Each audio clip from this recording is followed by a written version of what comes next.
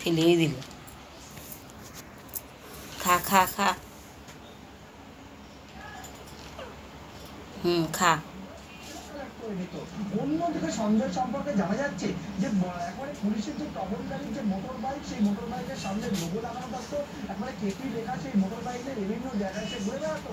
কিন্তু এটাও করতে পারেন না, কারণ হচ্ছে মোটর বাইক যেখানে অ্যালার্ট করা হয়, থানাগুলোকে অ্যালার্ট করা হয় কোনো কাজের জন্য যাওয়ার জন্য, সেই কাজে সেই মোটর বাইক ব্যবহার করে নিয়ম হচ্ছে থানায় আবার মোটর বাইক ফেরত দিয়ে দিলাম। কিন্তু সঞ্জয় নিজের নামে অ্যালার্ট করে দিয়েছিল এই মোটর বাইক।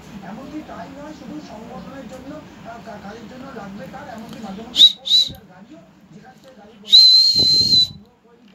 এই যে হাত। ব্যারাকের মধ্যে সঞ্জয় শুরু করা বলে জানা যাচ্ছে, এবং এখানে সংগঠনের সোনু, যুক্ত হয় সোনু, তাকে শুরু করে। এবং কথা বলো, কথা বলো।